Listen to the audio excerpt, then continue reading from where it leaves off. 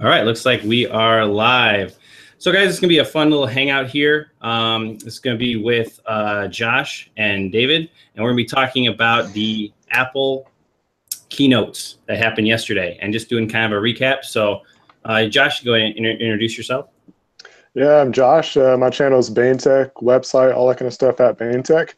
Using the Note 8 for this broadcast. I had some issues with computer stuff.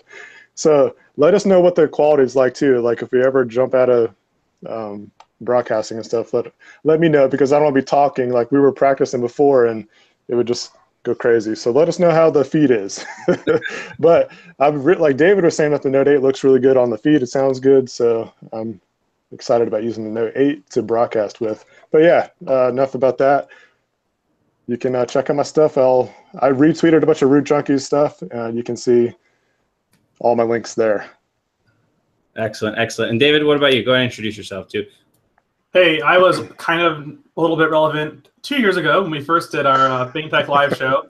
I was a little bit funny, and then I'm a huge Apple fan, which is kind of a contrast to you guys. Yes.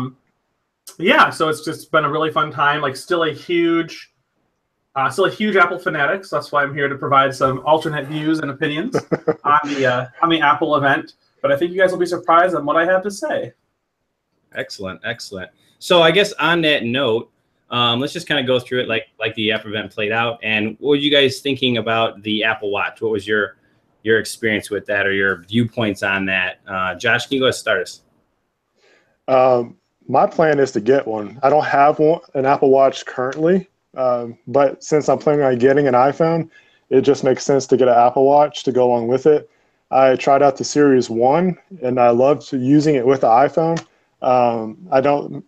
It doesn't make sense to get a Series 2 bought used, because just for a little bit more, I can get the brand new one. So I'm debating, though, if I want to get the LTE version, or if I'm just going to get the normal connection, because now with the LTE, you're going to have more options with like text messages, phone calls, and stuff like that.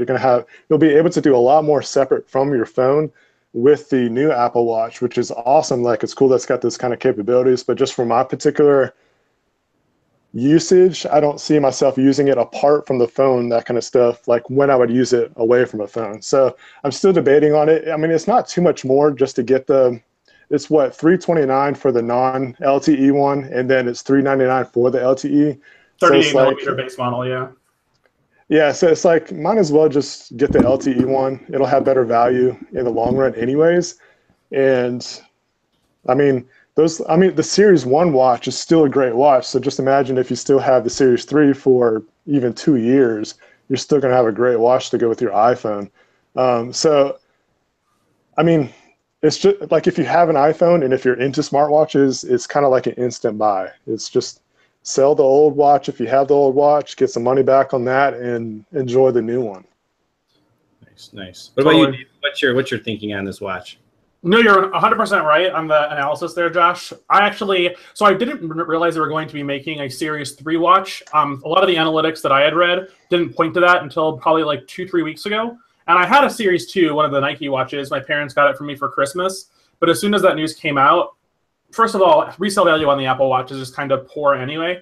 So I just went ahead, got rid of it. Yeah. And I didn't really even lose that much on it at all. I think I sold it for like $330. And then the fun begins. Yeah, for me, the Apple Watch Series 3 with LTE is just an instant buy. My plan is to go into the Apple Store on launch day. And just for some context here, I work in the John Hancock Center, which is about a block and a half away from the Magnificent Mile Apple Store. So on launch day last year, I went down to the Apple Store to check out their iPhone stock, but nowhere had 7 Pluses. So yeah, you actually did some Facebook Live streams with that last year. I did, yes. That was fun. I ended up spending way too much money, though, to get a 7 Plus off Craigslist, so I learned my lesson there, but I'll save that one for the iPhone discussion. But when I went down there, I went down around like 1 o'clock in the afternoon, and they still had a bunch of Series 2 watches. Specifically, they had the rose gold with the orange band on it at 2 o'clock, so a good 4 hours in. I'm going to be at the Apple Store on Friday the 22nd at 10 a.m. when they open. And here's what I'm literally going to say to the associate. I'm going to say, I don't care which one you grab. I just want a 42 millimeter Series 3 with LTE. I don't care which one it is. Like, if The first one you grab onto and bring out here is the one that I'm purchasing. Everything about it, in my opinion, is just 100% perfect. You have LTE connectivity, so that way you don't have to have your phone on you anymore.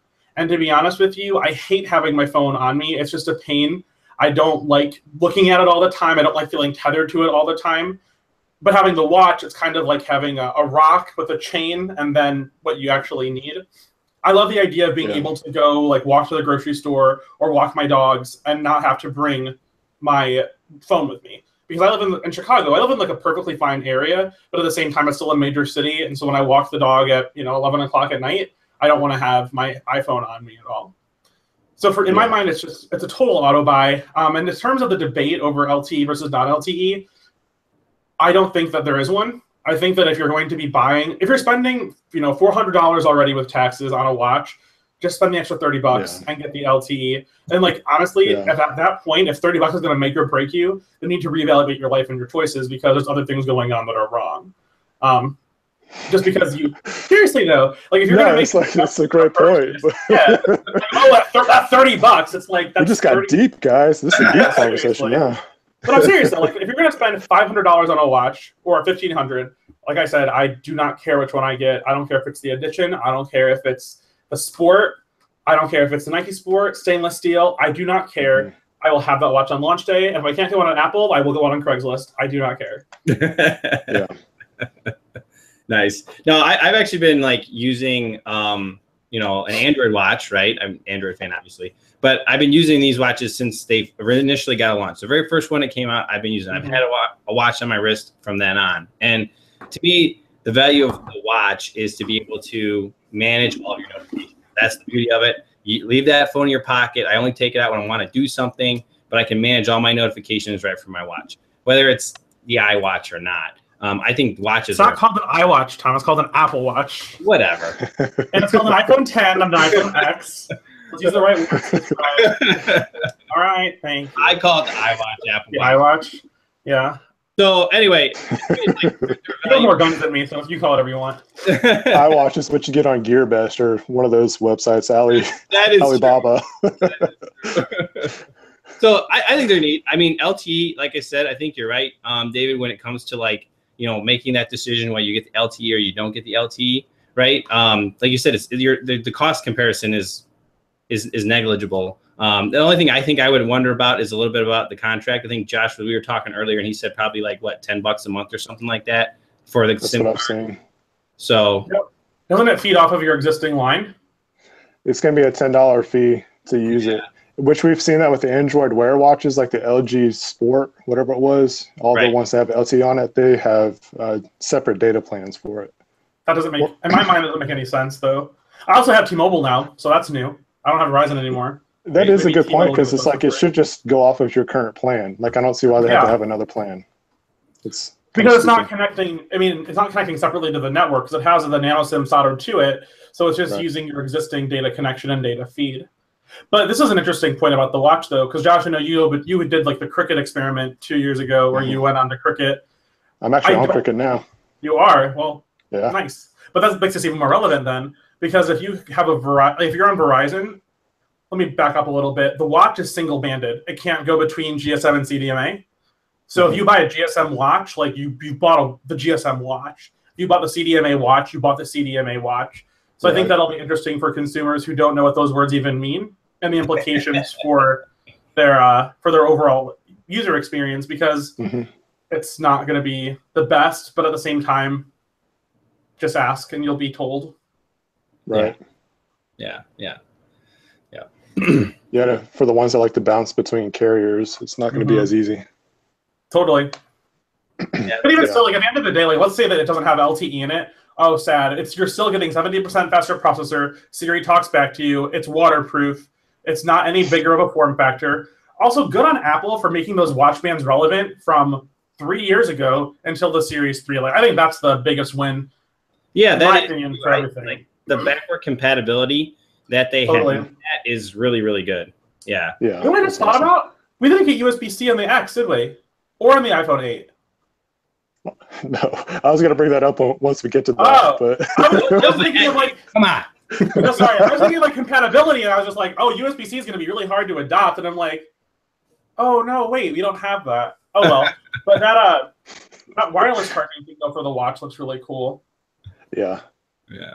And for the AirPods that I had the AirPods for 2 days and I saw myself in the mirror and I just couldn't handle it. Like that was too much for me. And I'm like, all right. I see people with them all the time walking around downtown. I'm like, you look like a big idiot. To me, it reminds me of Something About Mary. You know, the movie Something About Mary back in the day. Ben Stiller had something dripping from his ear. Oh, gotcha. Hair gel. That movie was before my time, but I know what you're talking about, Josh. They look terrible. They just look dumb. They just look dumb. Yeah, I've been interested to try them just to see what the the experience is like. But I mean, they're slick. I would feel pretty like in this area, like this is not a well adopted technology area. So with me walking around with those in my ears, it just feels like it'd just be awkward. It's awkward enough, like when I'm holding up my Gear S3 to pay for my stuff. They're like, "Oh, that's not going to work," or "What are you doing?" "Oh my gosh, that works." It's just like, yeah, I don't want all this attention. It's just supposed to be part of life now. Yeah. Minor internet celebrities are just like us. Nice. Oh my goodness. Now I have never again used Apple TV. Have you ever? What are your guys' experience with it? I personally haven't used it, so can't really talk to it much. But it's my only source of entertainment. Really? Okay. Mm-hmm. So what feature in there are you like just dying to have? I mean, 4K is nice, obviously. Yeah, I mean, to be real, like I've never been a real big TV guy. I have the Apple TV, but I literally use it to stream YouTube from my phone on my television. I don't really use it for any of the features that it's built for. My TV that I have is 4K, whatever that means. I mean, it looks a little brighter, so that's cool. I don't know. I don't really care about the Apple TV, to be really honest with you. I think it's good that Apple is putting more time and effort into the platform because they super duper ignored the Apple TV for 2.5 years between Gen 1 and then the current generation. Or sorry, Gen 3 and 4. But I don't know. It's a cool device. It's a cool toy. I don't know to what extent a lot of people are using it as their main hub. I know a lot of people use Roku or Amazon TV. There's nothing in it that's so compelling that you need to have it, but I think it's good that Apple's giving it attention. Yeah. Okay. It's good to keep their stuff up to date for the most part. Yeah. Like the audience that I see enjoying the new Apple TV and stuff is like if you're just completely tied into the Apple ecosystem, again, it's another one of those instant buys. You might as well just get it, especially if you want to enjoy 4K HDR at that. So you're going to get really good quality and stuff. And I mean, they're adding to the kinds of entertainment that you can take advantage of all the time. So like if you're totally invested in iTunes, that's the best way because everything's just there. So yeah, I don't ever see myself getting Apple TV per se. Like I don't ever have plans to. Might end up someday getting one, but it's just not. I'm not part of that audience that's going to take advantage of the TV. It's cool and all. I have nothing against it, but it's just not for me. Yeah, totally. Like to expand on your point, Josh. Like I'm the Apple user, right? Apple makes something and I will buy it. Like the HomePod, I'm asking for that for Christmas. I do not care. Like they make it and I will purchase it. I'm one of the sheep. Like, and I embrace it and I love it. But at the same time, 90% of my entertainment is all podcasts and music. So I got an Echo speaker when they were on sale for Prime Days. Let me tell you a little story about the Echo speaker. So I was cleaning my house one day and I had it, instead of taking it and unplugging it and putting it on a shelf, I tried to balance it against my garbage can and it fell to the ground and it didn't work anymore. I was so upset. I went on Amazon Prime Now and I ordered another one for a 2-hour delivery and I was like shaking from withdrawals from it. So most of my content that I consume is from my Alexa speaker. The Apple TV is a cool, unique device. Josh, to your point as well, the Apple users, sure, they'll buy it and they'll use it. And people might buy it and use it all of the time too. But it's like in terms of like the whole spectrum of the Apple event, for me, most exciting, 100% Apple Watch, and then like everything else. Yeah. You would almost think that they need to announce the TV with the computer stuff. Like, I think that would be more fitting. I don't know. But maybe they try to just mix it up so that way, I don't know, space things out.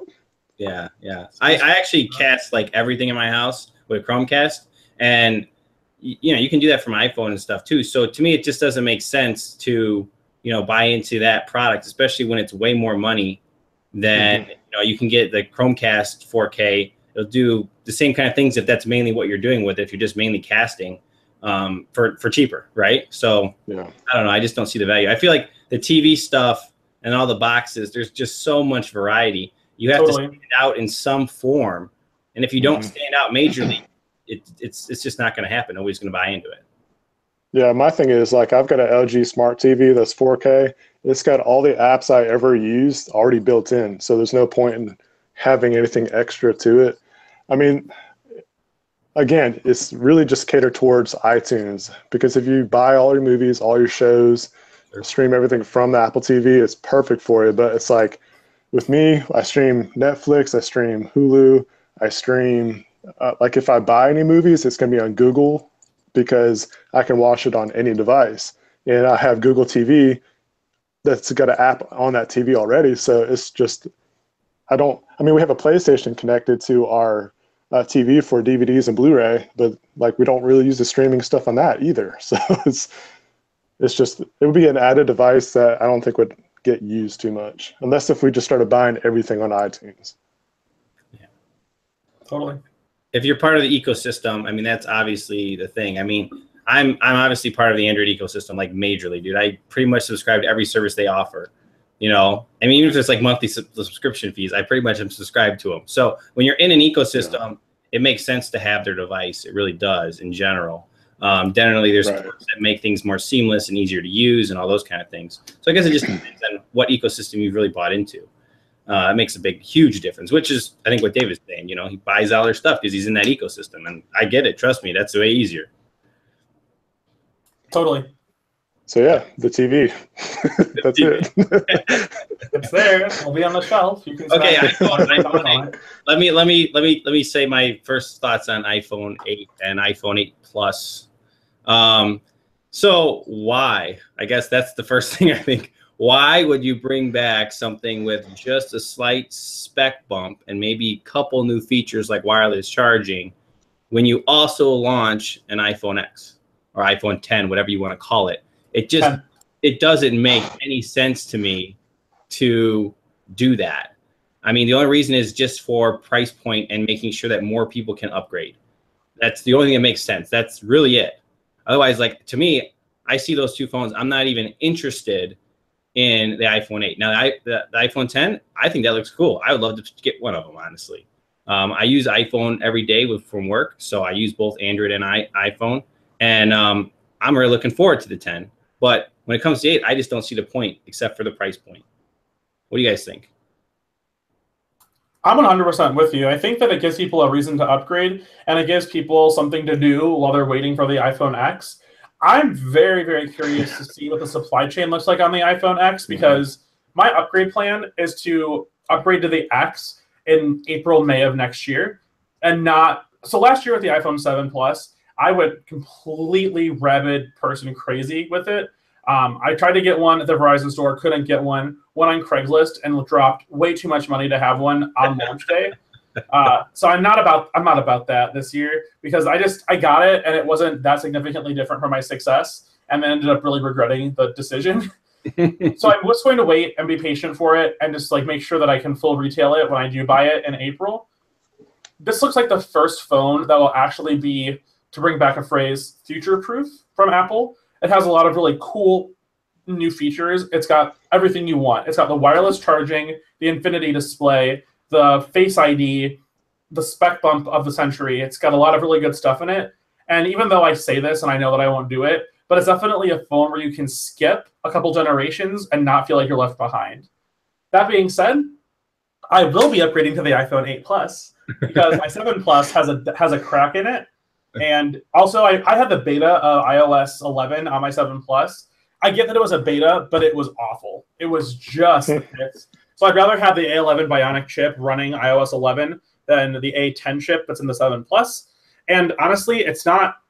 Now I say this from a place of privilege, obviously, but it's not that expensive. It's what, $800 for something you use every day all the time. At this point. Yeah. Also, for the iPhone X, I just don't understand why you wouldn't want to get it unless you're one of those people like really against Face ID. In that case, you're probably the same person rocking an iPhone 5C in 2017. There's no judgment. It's just Exactly. so one of the questions I always asked when we did the show was, "Who is this for?" Which other more prolific tech bloggers have started asking since. So I'm not gonna say they stole it from me, but I'm not saying they stole it from me. If you're watching, thanks. But anyway, it's like photo credit or something, right? Yeah, I know. The iPhone 8 is cool. It's in nicer colors. I like how it looks. It's got the glass form factor to it. It's got the cool camera, the cool portrait mode, selfie thing, so that's what we need in 2017 is another selfie mode. But you're all 100% right. I was watching the keynote actually from this very office yesterday, and I sent an email to one of our IT guys just saying, I feel like we all got trolled with the iPhone 8 and 8 Plus. Seriously, like I wish what Apple would have done is make an 8 and 8 Plus that had the Infinity display on it. Mm-hmm. Yes. And that would have been cool. And then changing the form factor of their flagship device. Because in my mind, the iPhone 10, yes, it is hyper premium, but I'm also I'm going to be getting the silver 256 gig, the highest end and the highest color that I want. That's what I'm getting to. It's $1,300. That's so much money. And the thing is, it's like, that's with AppleCare and everything on it and taxes included. So you're spending $1,300 on a phone. At what point does it just become a little bit too much? At the same time, though, I think that the OLED display, yeah, I know. Well, I think the OLED display, I think the Face ID, and I think the fact that it's running iOS, and this is a cool point too, it actually has the same screen size as the 7 Plus and only a couple inches bigger than the iPhone 7. So it's got a nice small footprint. It's got the novelty factor behind it. It's Apple's newest thing. When their wireless charging pad comes out, it's going to be really easy and nice to use. Mm-hmm. And to me, it's worth it. But I've got other friends who saw the iPhone 10 come out, and they're like, well, I can't buy it. I just straight up cannot justify spending $1,400 on a phone or $70 a month. I mean, I started getting really into SoulCycle recently. That's where I came from tonight, hence why I look soaking wet. But that's like $24 a class if you buy a package. I could literally go and do that twice a week and spend the same amount of money that I'd spend on the iPhone 10. And to me, doing that twice a week is a little bit more worth it than buying the iPhone 10, which is why I'm waiting. So upgrade strategy, Apple Watch Series 3, LTE, no-brainer. It's a super leap forward. iPhone 8 Plus, because why not? And then iPhone 10 next summer will be my upgrade plan extraordinaire. Unless they have them at the Apple Store on the 3rd of November, and then I'll buy it. You're going to buy it. That's what's going to happen. You know it. Yeah. Well, here's kind of a funny fact, too. So my birthday is the 18th. And so traditionally, the iPhone comes out so the iPhone 6 came out on my birthday, I think, or like right around there, or the 19th, one of the two. And traditionally, the new iPhone comes out right around my birthday, so I can go and get it on my birthday, which is always really exciting. Funnily enough, the iPhone 10 comes out on my sister's birthday, November 3rd. So the DePino kids are always ready to be born on an upgrade, apparently. That's funny. But to me, though, the new iPhones, there's nothing about them that I'm super excited about. I remember when the iPhone 6 was announced, I was working at Verizon. I was in the call center. My team was watching the keynote. It was super exciting. It was so fun. It was very electric in the room. And that hasn't been captured again since that moment. Even with the iPhone 10, it's an iPhone with a big screen. That's all that it is. And a spec bump, and those animojis, which look creepy as hell. They're awesome. Sorry, that's a way to go. I don't use Snapchat. I'm a little too old for Snapchat. I don't get the mask thing. I think people look stupid. Whenever you're out taking a selfie, you look like this. You look terrible. Like whenever I post selfies, I post them from the comfort of my own car, my own home, where no one else is to witness that. It's awful. You look stupid. And here's the lesson you need to be doing. That's good. What about you, Josh? What's your take on these phones? Like in no particular order, I guess. Just some questions that I've raised, like thinking about the upgrade process and all that kind of stuff like David was talking about. It's like every year I get the itch to try the new iPhone or whatever comes out. I don't necessarily get it right when it comes out, but it's like the iPhone 8 just really throws a kink in the system a little bit because I mean, it's an expensive phone. It's not, I mean, it's kind of like average at this point, but it's still expensive. But then just a month later, you have the most expensive phone out there to purchase again. So it's like, do I just bypass the iPhone 8 Plus because I won't even bother thinking about the 8 and get the X or the 10 when it comes out? Like the end goal, I guess, is to say that I definitely want the 10. Like that's the end goal. That's what's going to happen. But my plan for a while, just trying to look for ways to save money, is to do the Apple upgrade program and just pay the monthly fee. And then because if you get a new iPhone every year, it's just kind of like somewhat the better way to do it versus paying full price every single time. Or that's one of the ways that you could do it.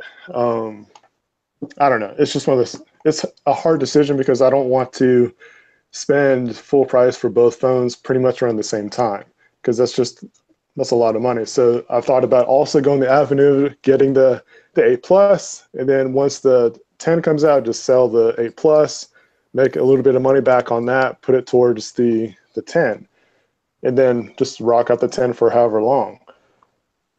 So, which is probably what will end up happening is that route versus anything else. But it confuses me a little bit of that strategy of what they're doing. It's like, I think me and Tom were kind of talking about it. It's almost like the 8's line is kind of be treated as the 5C at the time. Because the people that don't want to spend the premium amount for the 10, the 8 Plus or 8 whatever is going to be just fine for you. It's still going to be a good iPhone.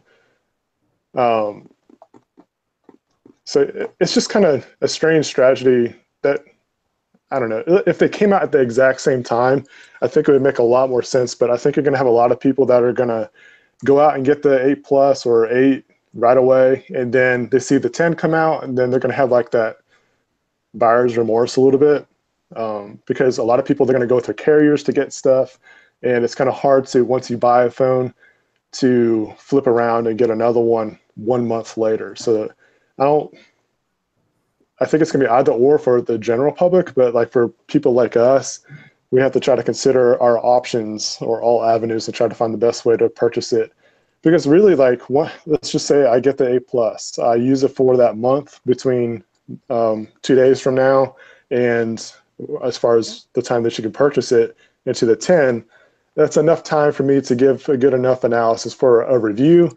And then what's the point of having that phone if I have the 10? Like, there's no reason to have it other than to maybe my wife uses the 8 Plus and I use the 10 or something like that. But I don't know. That's kind of like my thoughts with that. Some questions I've been throwing around, still trying to decide on what route I'm going to go. And I think it's some questions that a lot of other people probably are going through. Like, should I just hold off on the 8 Plus and just wait for the 10? But that sense of just wanting to have something now, the newest thing now, it really kind of overrides a lot of stuff at times. So there's like that thought about that. As far as the 10 itself, I think if you're going to get the new iPhone or a new iPhone, the current iPhone, that's another instant buy. It sucks to spend that extra money, but it is what it is. And I mean, regardless, phones are expensive if you're buying them outright anyways. And just like David said, if you're going to be spending hundreds of dollars and you're questioning on if you should do it or not, you might need to reevaluate some stuff or just, think of some ways that you can make some money on the side, earn it in a sense, but I don't know. But I am excited about the bezel-less display. I think like this is the year of the bezel-less. It's the year of the expensive phone too. But having that, once you use a phone that's like the Infinity display, like the huge display, but small footprint, that's what I like about it the most. Like with the S8, the G6, even the Note 8, you have such a smaller footprint of a device, but you still have this massive screen. And it's a lot more comfortable with like one-handed use and all that kind of stuff. So I am excited about that full display. I'm not too sure about the facial recognition technology. Like that's going to be definitely one of those things that's going to be tested out. Even in their keynote, they messed up on that. Like it didn't work flawlessly. So that's pretty embarrassing on their end. But like what I'm curious about, because I start asking these questions, well, I wear a hat a lot of times. Is it going to be okay when I'm wearing a hat? How is it going to work when it's outside? Because there's times where like the S8 had some struggles here and there performing outside. Like it would ask you to move to a darker location. So let's say you're in a cold environment like you guys are during the winter time. You have a ski mask on, you have a beanie on, you have sunglasses. Like a lot of people wear sunglasses. So do you have to take off the glasses every time just so it can recognize everything about your face? So those are a lot of like, it's just going to take using it and seeing if it works. I think I'll miss the fingerprint reader more than I might think, just because it's always a good fallback. Because let's say like when I was using the S8 or the Note 8, if the iris scanner wasn't working, I could just quickly reach on the back or where the fingerprint reader is at and just press it and get on with my business. But you can't do that with the iPhone. You have to swipe up, and I guess you'll enter a PIN code if you can't use your face or something. Like how's it going to work at nighttime? Like when you're in a really dark environment, is it going to work well with that? I had pretty good luck with the S8 when I was like in a dark room, because the screen would pretty much brighten up your face enough to be able to use it. But if you have this, I don't know, so many questions with that. Well, I think a lot of those just been questions racking my brain. I think a lot of those questions though were answered during the keynote, and I think that a couple of like your central assumptions are not necessarily compatible. So I think that putting Samsung and Apple on the same level is just a massive mistake, because in my opinion, Samsung innovates technology and Apple refines the technology. Yeah, that's I like the iris. Like I wish they would have like iris scanner part of it. I think that would be nice to have that with the facial recognition. Like this, like but why? Well, it works for me. The iris scanner worked a whole lot better than the facial recognition, and also the security level is higher. But at the same time, though, Apple has, who knows how many years they spent on the technology, and they've been able to learn from Samsung's mistakes. Like they were showing the pic. That was one of my questions too, because I go from like sometimes my beard just gets to be too much, and I'll just shave it right off. Or like when we started the podcast 2 years ago, I was a lot heavier, and like my face slimmed down a lot from when we even first started the show. But apparently, what Tim Cook was saying is that it learns those patterns over time, so you'll be able to use it. I'm with you though, Josh, on the face, whatever the heck it's called. It looks like a gimmick that they're putting too much in. I don't like it. I don't think that it's necessarily the best thing. But I also have terrible luck with Touch ID too, except for on my MacBook. The Touch ID on the MacBook is really, really cool. Yeah. But we'll see. I don't know. It's one of those things where Touch ID was so good. Why are we changing it? Yeah, I agree with that. Yeah, it was. I loved the 7 Plus. Haptic feedback and all that. The vibration was perfect. But like I said, those were all questions I'm asking. I'm not saying like I'm not downing it at all. It's just one of those things you're not going to know until you use it. Hopefully it works awesome. Like I hope the best for it. But at the same time, I don't want to hold my phone up to my face to unlock it every time. Like sometimes I just, like the beauty of a fingerprint reader you have in your pocket, you got your finger already on it as soon as you pull it up. Even if you're looking at from, down at your waist just to check something. Like now if you're gonna get into that use of using the facial recognition, you have to bring it up every time. Like you're not gonna be able to sneak it at work anymore. Like you can't be at your desk and have it at the side. You're gonna have to literally like bring it up real fast and put it back down. if anything, it's a really big point for getting the watch, because you can take your phone. But it's kind of funny because Apple with the watch made their phones be a little bit more irrelevant, because you had to have a phone in order for the watch to even work. And now that you can be totally free from your phone, there's not really a huge compelling argument to upgrade it. There's not really a huge compelling argument to buy it.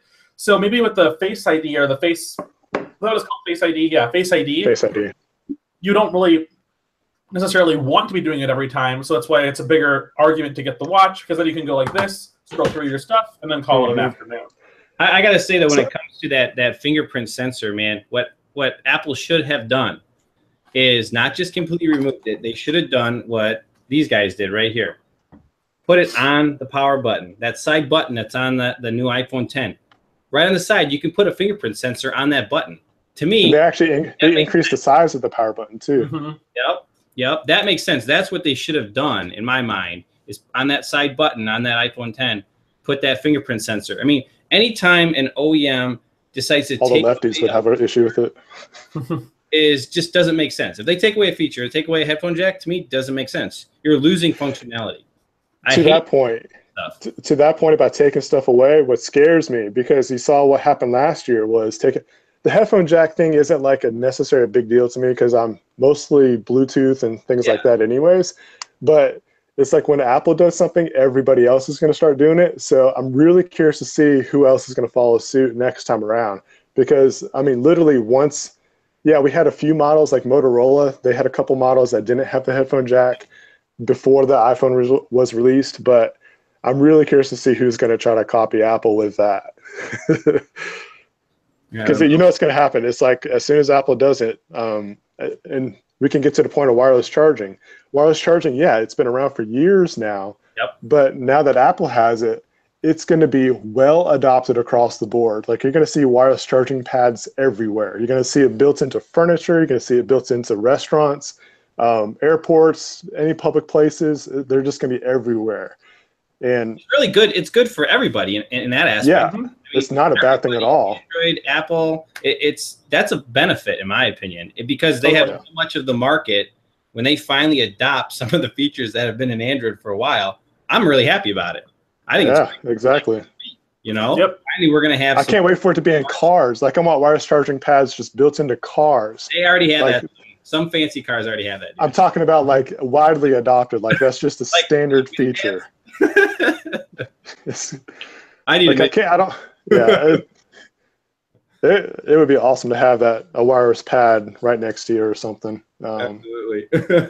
Or just like some kind of port, like you just sit the phone in and it starts charging, like a cup holder or something. Yep. But yeah. Yeah, that'd be really cool. Absolutely. Yeah, that stuff's pretty neat. I mean, I don't know. I'm looking at the security and stuff. I thought that was interesting in the keynote where they talked about the security level of the fingerprint scanner versus the facial recognition stuff. And, you know, went from what, 1 to 50,000 or 1 in 50,000 to 1 in 100,000, I think is what it was. 1 in a million. 1 in a million. Was it that much? Okay. Mm-hmm. Yeah. So to me, that is a huge improvement when it comes to, you know, the security of that technology. But I'm with you, Josh. When you have to hold up, I have my Note 8, and when I have to hold it up to scan my retina, I hate it. But the fact that I had the fingerprint sensor option done too, you know, I pretty much don't even ever use it. I turned it on, see if I'd use the retina scanner. I don't ever use it. And so to me, that fingerprint sensor is just a must. When I had the S8, I think I used the iris scanner the most to unlock my phone. Really interesting. Yeah. I couldn't seem to get used to the placement on the iPhone, or I'm sorry, the Galaxy S8 fingerprint reader. It was just never comfortable to me. Like I would always end up multiple attempts at times. So when the iris scanner worked pretty much like 98% of the time, if it worked better than the fingerprint reader, I just used it. So I'll see myself using the facial or Face ID more. One, it's going to be kind of forced on you if that's just the way that you want to lock a phone without swiping up and all that kind of stuff. But I think I'll end up liking it. It's just going to take some getting used to, and just like the questions of how functional is it going to be. Yeah. I'm actually really excited about the new navigation on iPhone 10. Yes. I am really excited about that. I think that navigation is honestly my biggest peeve when I use my iPhone 7. Absolutely hate it. It drives me nuts that in different applications, your back button is in different locations, and it just really irritates me. So I'm really looking forward to that. And the fact that you can even like swipe through most recent applications just by flicking your thumb across the bottom. Oh man, that's sweet. Yeah, that I'm really looking forward to using. I think that's going to be a really good, big improvement for their interface. I've got iOS 11 on my iPad Air too. And one of the biggest improvements that I've really enjoyed is the keyboard. Having the characters to where you can just swipe down real quick to access like a number or a character and things like that. Because beforehand, like if you wanted to get to a hashtag, you had to flip through, I think like 3 pages before you got to it. Just using that as an example. But with the Android keyboard that I use most of the time, it's either SwiftKey or Gboard. You don't have to leave a page at all. You can long press a letter and it brings up different characters and stuff like that. So I like being able to access stuff with less steps. So like using the keyboard on iOS 11 on the iPad has been great. Like see myself trying to download a third-party keyboard at all because it's got everything right there, like I like it. So I like those minor improvements as well. Yeah. What about you, David? What are you thinking about the navigation? Yeah, it's cool. I mean, I'll be real honest with you. The iPhone 10 doesn't really. I like the iPhone as it is. I like the iPad as it is. I'm down with it. It looks cool. Like, it'll be fun. I'm excited to play around with it. In terms of just, I don't know. I'm not really a huge. I've been so used to having the little home button for so long that we'll see. I need to play with it. I need to touch it and see it because I also love the form factor of the 7 Plus. It is really big, but it feels nice. I wish it would have come out with like an iPhone X Plus that was the 6.2-inch form factor with the giant screen on there. Yeah, to be honest with you, that would have been exciting to me. Yeah, but I don't know. It looks cool. It looks fun. I'll play with it. Like I said, I hated iOS 11. I just really despised it deeply. So we'll see how much I like it when it comes to play. I've enjoyed using it, but that's just me, I guess. My work won't let me upgrade to iOS 11, so I've pretty much been stuck on 10. So I haven't actually tried it out. No idea. We got a Droid Modder X in the chat. So yeah, there he is. What's up? Android for life. We should have got him in here too, man. Shoot, didn't even think about it. I think he was in church. Oh, he may have been. Yeah, that's probably true. Church night. Yep. That's funny. So, but yeah, I don't know. That's kind of my thoughts on it. I mean, any guys, any more do you want to add about, this new event, these new launch devices, and your thoughts? I want to go visit the Apple campus. That was really, really fun. Also, I'm very excited that they're going to be making the Chicago store into like a town square because it's literally, 2 blocks up from my office. Nice. Yeah, that's cool. That'd be fun. A nice little walk. Yeah, that'd be fun to be part of if I was in the same area. Yeah, it'll be good. And then I think it's good that Apple is just doing so many cool things overall.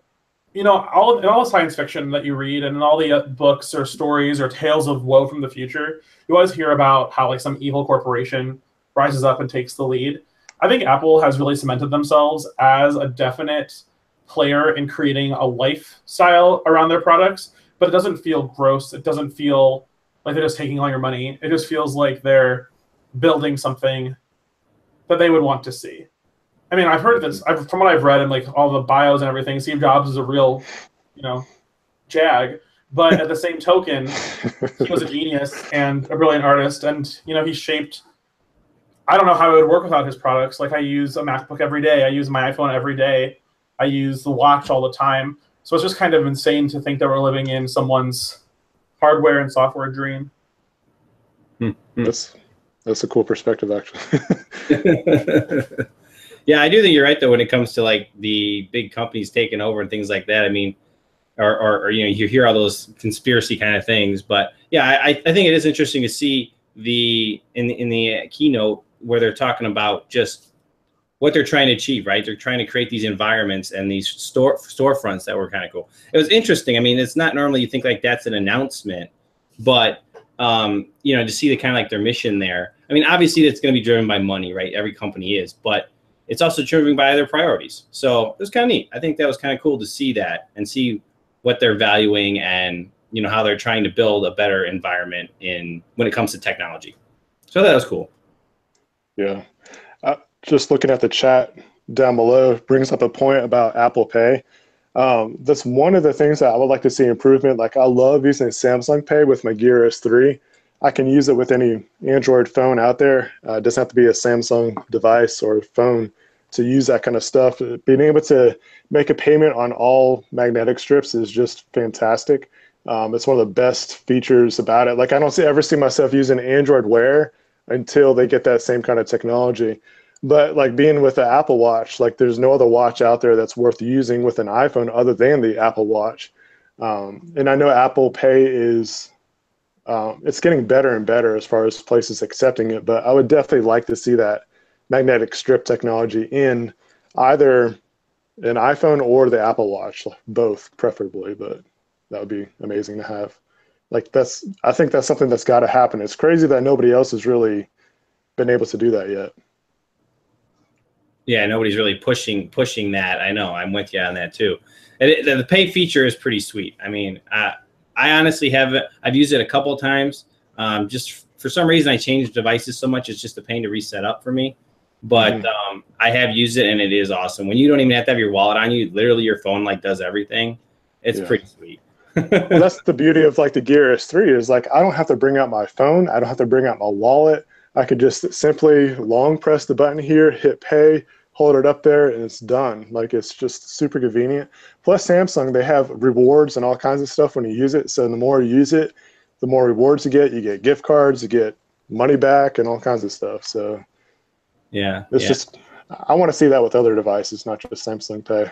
What's interesting, Droid Matter X was just saying, is there be a licensing thing? Because if Samsung has that, does they have that technology cornered? Is that why it's not developed into other phones?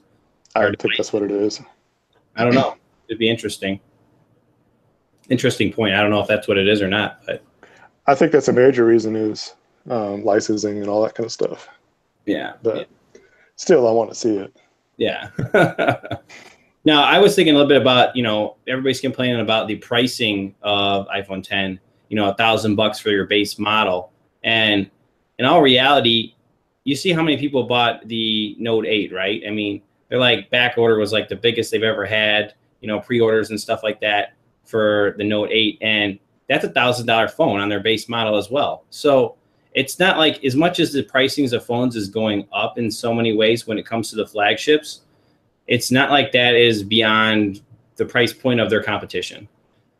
So to me, it's like, okay, that's a good, it's really within spec. It's what I would expect to see from Apple, especially considering Apple is really premium. I mean, they're all their stuff is a higher price point. So that's really not surprising to me, that $1,000 price point at all. One of the things I look at when it comes to phone price, you use this thing all day, every day. Every day.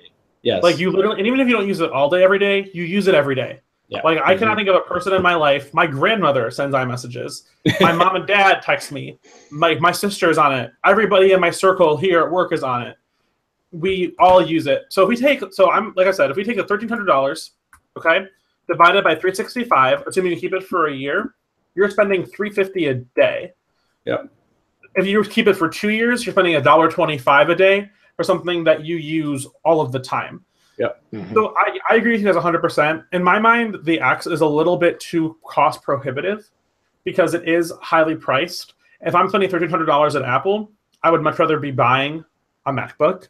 I'd much rather be buying other items. But I will buy the iPhone X because it is the iPhone. It is their flagship product. Apple is a phenomenal technology company. But at the end of the day, we have to realize that the iPhone is what people want. It's their highest selling product. So it makes sense that it is the most expensive. I think that it would feel really cheap. Look at what they do. Like put it at $969 or try to put it at the same price tier as the iPhone 8 Plus. To me, that doesn't make any sense. So I think you need to put something special in a special category. It's basic economics. You want to show value in your product. One of my really good friends, he owns a business where he sells lockets. And the lockets, they don't cost, he's a business guy. He brings in a product and he marks it higher. And I said to him, why don't you sell it cheaper than that? Doesn't make any sense. And he says, well, because you want there to be a perceived value. He's like, could I spend, $15 on it and put it there for $20 and still make a little bit of money on it? Sure. But who wants to wear a $20 locket? No one. They want to wear $80 lockets or $90 lockets. Mm-hmm. It's the same thing with clothes. For example, I really like Under Armour, and I really like this brand called Vineyard Vines. There's a long sleeve T-shirt that I have. It's bright blue with pink text on it that just says Vineyard Vines and this little whale on there. I got it from the outlet mall, but it was marked as $96. I got it for $26. I know how to shop a deal. But that shirt is not inherently more expensive. It doesn't cost anymore. It's not a higher quality than the long sleeve T-shirt from Walmart. But what would you rather wear? Something from a nice store or something from Walmart? I mean, I have Walmart clothes too. I love Walmart. Don't get me wrong. But you have to mark a premium product as being a premium product. Mm-hmm. The iPhone X, like all iPhones before it, is a statement, right? It is saying, I value this and not something else. I mean, could I take the money I spent every year on Apple stuff and go on a really cool vacation? Yeah. Like when I was younger, like 23, 24, all of 6 years ago, 5 years ago, like spending $1,200 a year was a lot of money. I mean, it's still a good chunk of money, even now. But at the same time, it's a value statement, right? I value having the newest iPhone. I value having the Apple Watch. I value having my apartment hooked up to the nines with technology stuff in it. So what do I sacrifice? I have a crappy IKEA couch and furniture, literally, that I found in the alley. That's all. It's all a trade-off. It's all a trade-off. What are you willing to not have to get what you want? Yeah. If you don't want to have the iPhone X, then don't spend $1,000 on it. On my Facebook and on Twitter and everything, I keep seeing all these people say, "Oh, it's just I'm not impressed with Apple." Okay, cool. Then move on. Like it's not for you. Like there's no need to get on a diatribe about it. There's no need to get on the soapbox. Like if you don't want the iPhone, then guess what? Don't get it. Or one of my friends on Facebook, air quotes, was like, "What is the Android version of the iPhone 7 Plus? I'm really mad." Like, why? Who are you hurting with that? Apple doesn't care. They don't need your $700 crappy dollars. They'll be fine. They have nicer stuff than you. They have a nicer campus than you have, a nicer house. So it's just, I just don't get all the hate about it. Mm-hmm. I guess it's just a long form of saying, yeah, it's cost prohibitive for a reason. If you don't want it, then don't buy it. It's really that simple. Yeah, maybe my biggest concern is just like, when does the price hiking stop? Like, is it going to get more expensive after this? Yeah, I don't know. Well, when I tell people ask me this all the time, like, what phone should I buy, right? I get this question constantly. And I always tell them, well, what are you willing to spend? That's going to be the question. What are you willing to spend? And I could buy a phone myself, personally. I could buy a $300 phone and be like completely happy with the features in it for what I use a phone for. And I use it for a lot of media consumption. But there's some amazing $300, $400 phones out there that you can purchase right now. And they're great. Absolutely great. Yeah, they don't have the latest S Pen, or they don't have the latest little gimmick that the flagships will have, but they will do what you need to do amazingly, and you'll be perfectly happy with them. And the other thing is you got to understand that most of these phones are designed for a 2-year lifespan. So if you're going to use your phone, especially those lower end ones, maybe even a shorter lifespan than that. But if you're going to get a new phone every year, buy your $300 phone and be super happy with it. And next year, get the next $300 phone. It's really, there's so many you can buy. There's so much on the market now when it comes to phone options. If you're on a budget, you can get amazing stuff for a lot less. But if you want, like David was saying, the flagship, you want that big device that has all the amazing features, then take it's whatever the expense it is, whatever it's going to cost you, you pay it and you enjoy it. That's all it is. So it's just, what can you afford? To your point, Tom, I just pulled up the Apple website here. The Apple lineup for holiday time is SE, 6S, 7, 8, and X. Okay, that's a pretty strong lineup. So if you want budget, 6S is what, $459 starting price point? Let's see. 6S Plus is, oh gosh, I got to go through the friggin' Inquisition here. Okay, $529 for a 6S Plus, so $429 on a 6S. For an Apple product, right? Apple's never going to be the cheapest, going to be the best. Right. That's not bad at all for full retail 6S. Right. So if you want to spend more, if you feel the value is there for you as a consumer to go ahead and bump yourself up to the nicer phone, cool, then do it. Let's see this one. Hold on. Let me just take a pic. Yeah, $449 for the 32 gig 6S. The 6S is a perfectly fine phone. That's not bad at all. That's not bad at all. Or $549 for the 128. So this is my critique, though, with the phones and the pricing. Y'all, it is 2017. Get some more memory in the phone. Yes. Do not bend me over the barrel of the 32 gigabyte device. That's wrong. That's in my opinion, that's amoral. The iPhone X should be 256 and whatever 256 times 2 is. Yes. I think if they did that, I would find so much more value for the dollar if they started out at least maybe at 128. At least that maybe. But yeah, 256, that should just be the standard for that phone. It's 64 and 256. I know. It's why do they never get that right? I wonder what the idea behind the, because doesn't that cost anything? The Pixel last year, it was 32 or 128, right? Yeah. That made no sense to me either. It's just start at 64. But they're trying to get that, I don't know. I wish you had AirPods with the X too. That would be cool. Oh, now that is something that the Note. That would be awesome. Samsung is doing a lot. Every time I pre-order any of their products, which I've been doing, I always get. That's true. That's a good point. And that actually takes your $1,000 investment of a Note 8 and pick out your device. Like this is what I just got with mine. Came in the mail today, actually. Nice. And, you know, that's a $200 camera right there if you want the camera. So now your price point is really dropped.